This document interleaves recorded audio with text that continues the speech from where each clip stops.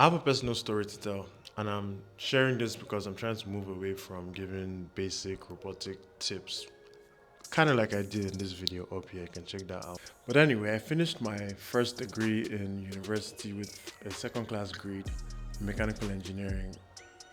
I was so close to first class, but that didn't really work out. I felt kind of bad, but then not really because I knew that a piece of paper didn't necessarily define who I was. I remember one day in school, I called my dad and I was pretty much crying, explaining to him how I wasn't going to finish school with a first class degree in engineering and how I was going to be a disappointment. He told me that it didn't really matter and it just mattered that I went through the process, I finished up, I came out.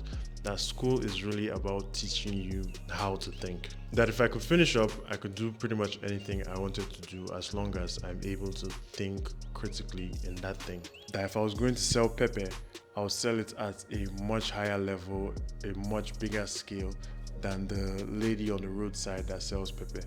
No offense to the lady on the roadside, but you catch my drift, right? But today, I work at a multinational company in a supply chain role, halfway to becoming a chartered professional. The HR lady that called to give me the offer explained that I was one out of 11 out of 50,000 people that applied. Now, do I think I'm smarter than 50,000 people? Not necessarily. I also got an offer from another oil and gas company. I had to turn them down because it didn't necessarily align with my goals at the time. I've also had the experience of being a founding team member in a retail company that's doing about £1 billion in annual revenue. I had to learn about accounting principles and business management. Did you know that a company could be profitable and still go bankrupt? Yeah, I have a video on that coming up where I talk about financial statements, and I know that's why you're going to be subscribed. I've done data science projects using SQL, Python, Excel, Tableau, Power BI, and the likes. I finished off the IBM data analyst professional certificate on Coursera. I didn't really finish the data science one, but it is what it is. I don't think I'm using much, if anything, that I learned from school in terms of academics. If anything, I feel like I missed out on the essential bits that you actually take from school. That's not necessarily what we're taught, and that's pretty much what I want to talk about in this video. I've had people who are just finishing school or who are still in school reach out to me and ask me for advice that I would give to them on how to get to where I am. First of all, I'm extremely honored because I don't even feel like I've accomplished so much. But this got me thinking, right? It got me thinking of what I would tell myself if I was still in that position. And I thought to extend the question to some of my friends and colleagues who are also doing great stuff. And I'll be breaking that down in this video. I'll be talking about what they said they would tell them that was still in school just after finishing school. And I'm going to split this into two parts. So let's talk about it. I kind of like this angle, so I think we'll stick here for the rest of the video. But starting off, what they wish they knew in school. So my friends, I'll start with the first one. I'll just read out the quotes and put it up so you can also see. But this one is extremely personal to me because to me, I can relate a whole lot to it. But he says, it's about being more involved in extracurricular activities. I'll have told myself that school isn't only about academics and the grades. I'll advise myself to participate in more activities that will build my soft skills and relationship with people. Things like participate in fairs, take up student leadership positions, and just be part of a club. Basically, understanding that life is a mix of many things, not just academics, and these areas complement each other. And then he apologizes for replying late. And this is coming from someone that I know was already heavily involved in things like this, at least compared to me. I know that he was in the choir and he had that exposure, but still had this to say. I wish I could turn back time, honestly, because this is like the most important lesson that I feel like I would tell myself back then. As cliche as it sounds, the real value you get from school is the friends you make along the way, the soft skills you build, the leadership traits that you pick up. Yeah, the academic stuff is important, but the friend that you play football with, the co-singer in choir, is the future CEO, MD, COO, GM of that big company, and that's what turns your plastic network into steel. I've making conscious effort to build my network, speak to people more, and share mutual value. And I'm going to be talking about this a lot on this channel, so that's why you're already subscribed. So this next person says, I would tell myself to be bold enough to say no to distractions, not to undermine my capabilities.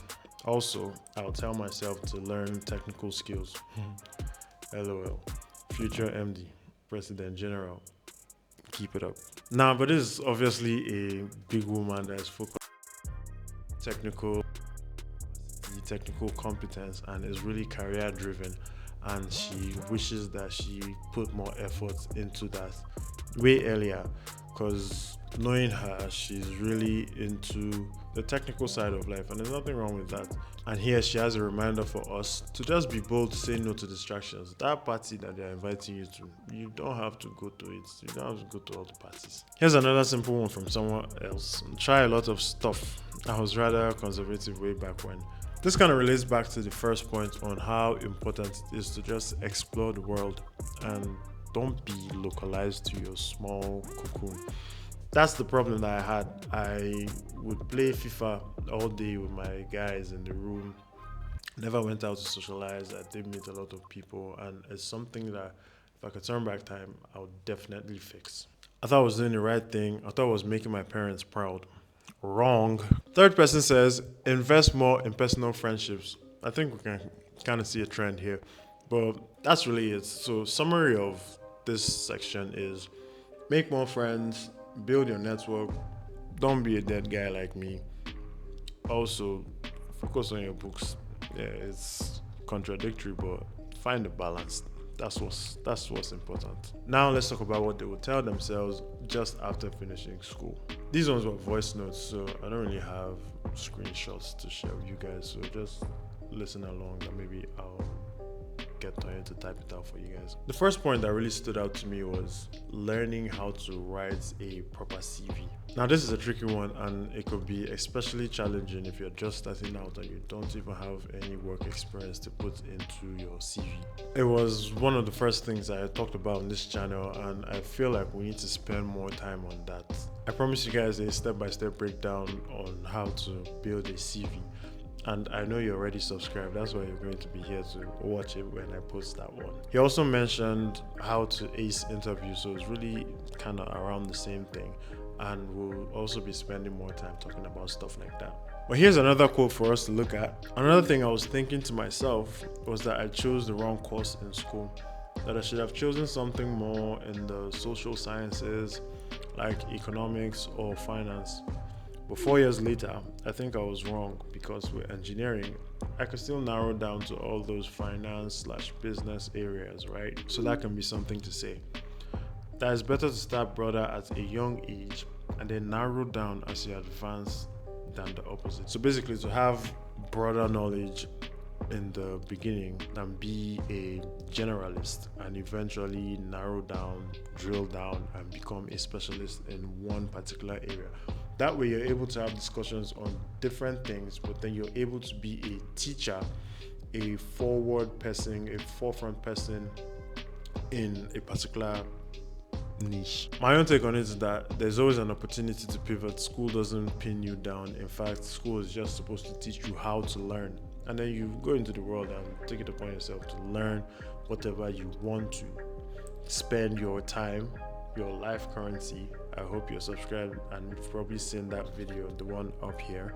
But if you haven't, you should check that out.